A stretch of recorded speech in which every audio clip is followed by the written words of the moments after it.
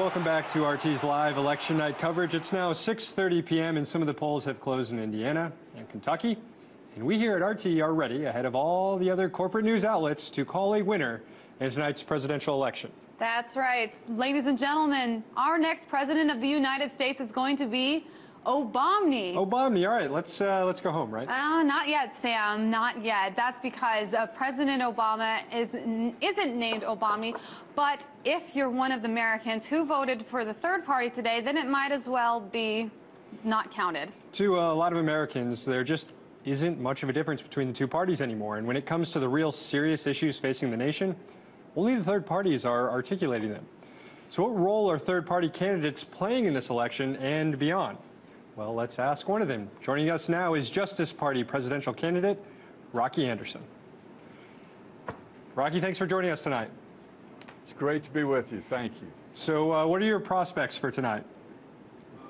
Well, my prospects for winning this election are nil. They've been nil from day one, especially given the fact that our message, which resonates so well with the American people when they hear it, has not been heard because the mainstream corporate-owned media shuts us out, just as the Presidential Debate Commission shuts us out from the debates, which have been so constricted. And really, the dialogue has been so impoverished in this country as a result. And Rocky, you say that you know that you don't have a shot at winning right now. So let me ask you, was your goal in the beginning to win, or is it to change the narrative? Because right now what we're seeing is that the third party candidates, as you say, don't have a voice in this election. That's absolutely right. Our goal was not to win the election and get governing power, at least now. It was to, as you say, elevate the narrative in this country, but also help create the conditions so that we can put together a broad-based people's movement for change. In the history of this nation, we've seen third parties lose elections, but they've actually won because the kinds of things they were talking about ended up prevailing in the long run. Teddy Roosevelt, who ran as a third-party candidate with the Progressive Party, almost his entire political platform was ultimately implemented into law. And we know that Ross Perot's involvement, at least his first time around, made a tremendous difference in not only the dialogue in this country, but what ended up happening with our fiscal matters, putting our fiscal house in much better order and ending up with a surplus by the end of the Clinton administration. So we can make a huge difference. We've been talking nonstop for almost a year now about the corrupting influence of money in our government, the plutocracy that's been built up, the control by the very wealthy, the massive human rights and civil rights violations, the expansion of the imperial presidency, and then, of course, the caving in by both parties to Wall Street at the huge expense of the American people and the public interest. And as I said, when we talk about these things, it resonates a great deal with people who aren't hearing anything from the two duopolist parties on these issues. Yeah, exactly. And I think you kind of touched on it when you were talking about movements. Is a third party candidate, can they win an election without substantial movements in the streets, without the broad middle class out there trying to champion you guys' cause? I mean, is it possible for a third-party candidate, as I said, without those movements? I think it's absolutely going to happen because people in this country are coming together. I've already talked to a number of people and with leaders in a number of organizations that go from the far right all the way to the left, and we're identifying those issues that aren't being dealt with by the Republicans and Democrats that the vast majority of people in this country want to see move forward. And primarily among those is the control by the very wealthy over our government. The reason that we have so many public policy disasters, it's why we don't have leadership on climate change. It's why we don't have a decent health care system still in this country. And it's why we have a budget that is so out of whack and with military spending that is absolutely insane. But the military-industrial complex, even after all these years since President Eisenhower warned us about it, still has a stranglehold on our government. These are things that people across the political board agree upon, and I think that once we mobilize people around these issues, we'll see leaders emerge, and they will eventually have governing power representing not just the wealthy who buy the elections, but a representative government that actually stands for the public interest. And Rocky, we know that it's not going to only take some type of a movement, but we also have an electoral system that's not necessarily friendly to third-party candidates. Should we start considering another system, for example, preferential voting or compulsory voting or proportional representation? Would that, in the end, help third-party candidates to become more viable? Well, of course it would, and we would see more representation. It shouldn't be an either-or choice for the American people, but those in power benefit from the system we have right now. The one thing we know we can do is create a movement making it impossible for those in power to any longer resist a constitutional amendment that will not only overturn the Citizens United case, but that will allow Congress to put in place real reforms, real limits on campaign contributions, so we no longer have a Congress and a White House that's beholden to the very wealthy. And we can see this happen. We can accomplish this.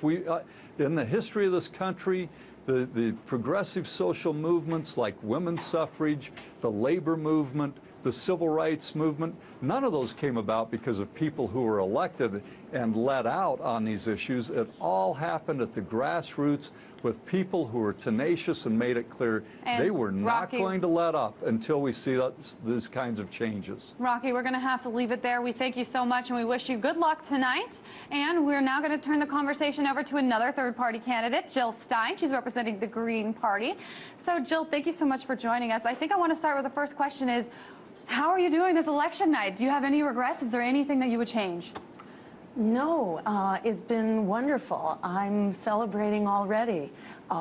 In my opinion and the opinion of our campaign in the Green Party, this has been a win for us, that every vote cast for a Green Party candidate and for my campaign has been a stand for and a win for the politics of courage, for reclaiming our political voice and reclaiming our political courage, and for standing up on the issues that otherwise would not have been heard, for standing up for a Green New Deal, for ending unemployment, creating 25 million jobs, which we can do right now, we know how to do, for ending student debt, making public higher education free, and providing health care as a human right, as we downsize the military and tax the rich to pay for it. This is what the public is clamoring for, and we feel like it's been wonderful. It's been like giving out candy to let people know that there actually is a political party that can be a vehicle for those solutions going forward. And I want to go off something that Rocky Anderson just said about movements.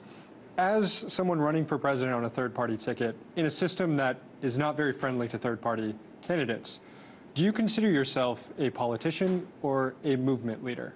I guess the word politician has been so tarnished and so associated with big money corrupting it that I really don't consider myself a politician. I consider myself a mother, a medical doctor, a healthcare provider, an activist, and an organizer. And in my view, politics and electoral politics is one tool that we have for building a movement, for building a community. Those are really one and the same. Going to the polls alone won't do it in the same way that simply building a movement alone isn't going to do it. We need both to work together. That's how we change history, and that's what's underway. There was a poll just released from Common Dreams, I think today. It was just their own membership, but you know, it showed that my campaign was second to the president, and in fact, as you came down the age spectrum, votes for my campaign were going up, and once you got to age 35, I was ahead of Barack Obama. And to my mind, that's an incredible victory. Under 35 and under, we're winning at something like 44 to 37%. That is the future. It's not going away. We still have the same problems. The Democrats, like the Republicans, do not have a single exit strategy. The people know what the exit strategies are, and they're working hard for them out in the street. And my campaign in the Green Party provides that political voice that we need to help leverage the work that's being done in the street by the movement to drive it into the political dialogue. So together, we are unstoppable. And we do know that, Jill, that we've seen this duopoly that kind of happen with the Democrats and with the Republicans. But the fact of the matter is, and I think this is what you and so many others like you represent, is that not every American can fall into the boundaries of a Democrat and Republican, especially with how partisan they've become.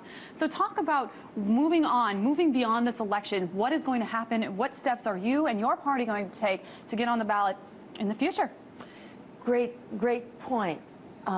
1 out of every 2 voters is predicted to be staying home in this election. That's 90 million people, twice as many as the number that were expected to come out for Barack Obama. Should we force them to go vote? I mean, do you think that'd be a good idea to... In my opinion, no. I think we need to give them a reason to come out and vote by democratizing the system. To force people to come out and vote for candidates that don't represent them under the current system, I think is just another sign of a the kind of controlling police and surveillance state that we don't need. I think we need to unleash the power of democracy and give people a reason to come out and vote. And we can do that by getting the money out, getting the people back in. If we get to 5%, it's a whole new ballgame going forward. So absolutely. That's my Going hope. forward beyond this election is the key Exactly. answer. Dr. Jill Stein, thank you so much and good luck Thank you so tonight. much. All right, and throughout our coverage tonight, Sam and I have been talking about the serious issues in this election cycle, but there have been a few political missteps. Here now is election moment number 6.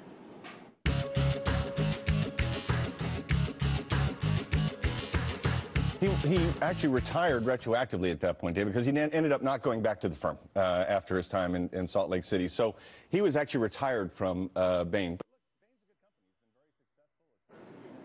And we're going to take a quick break, but up next we'll be talking money, money, money and how it changes the face of American politics.